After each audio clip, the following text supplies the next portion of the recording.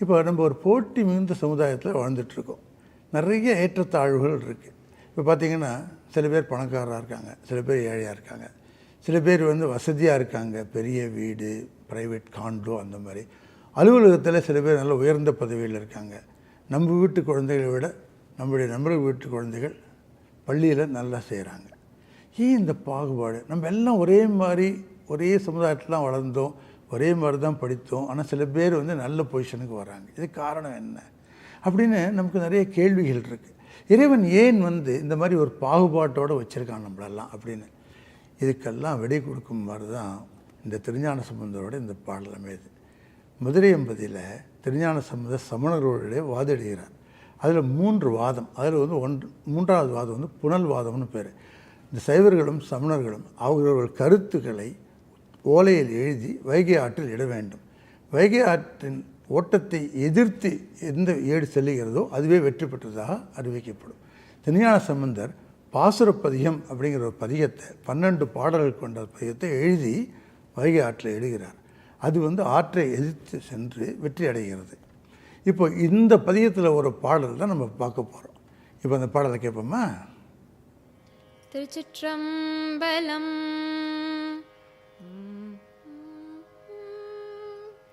ஆட்பாலவர் கருளும் வண்ணமும் ஆதி மாண்பும் கேட்பான் பூகிழல வில்லை கிளைக்க வேண்டா. ஆட்பாலவர் கருளும் வண்ணமும் ஆதி மாண்பும் கேட்பான் பூகிழல வில்லை கிளைக்க வேண்டா. கோட்பாலனவும் வினையும் கோட்பாலனவும் வினையும் குறுகாமையந்தே தாட்பால் வணங்கி தலை நின்றிவை கேட்கத்தக்கார். கோட்பாலனவும் வினையும் குறுகாமையந்தே தாட்பால் வணங்கி தலை நின்றிவை கேட்கத்தக்கார்.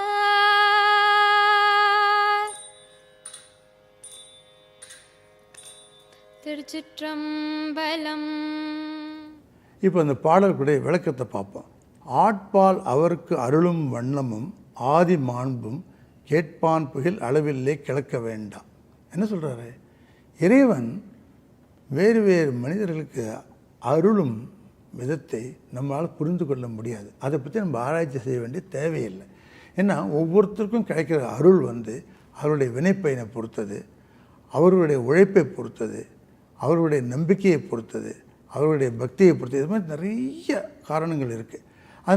அதனால் நம்மளுடைய அது சிக்கலானது. அதை நம்மளால் புரிந்து கொள்ள முடியாது. அதை புரிந்து கொள்ள முயற்சி செய்து ஆராய்ச்சி பண்ணி அதனால் நம்ம நிறைய தவறுகளை செய்ய வாய்ப்பு இருக்கிறது. இப்போ அதனால் மற்றவர் மேலே நமக்கு பொறாமை வரும், தீய வார்த்தைகளை பயன்படுத்துவோம், அதனால் நமக்கு வினைகள் இன்னும் கூடும். அதனால் அதெல்லாம் செய்யாமல் இறைவனை வழிபட்டு வந்தால் நமக்கு வினைகளும் வராது. அதனால் நமக்கு கிரகங்களால் நமக்கு வேறு எதுவும் நமக்கு தீமைகள் விளையாது. அதனால் நம்ம மனம் பக்குவம் அடைந்து நமக்கு ஞானம் கிடைக்குங்கிறது தான் அடுத்த 2 லைனில் சொல்கிறார்.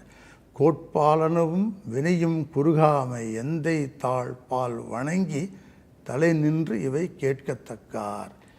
இறைவனுடைய நம்ம வழிபட்டு இந்த ஆராய்ச்சியில் ஈடுபடாமல் இருந்தாலே நமக்கு நல்லது அப்படின்னு சொல்கிறார். வணக்கம். திருச்சிற்றம்பலம்.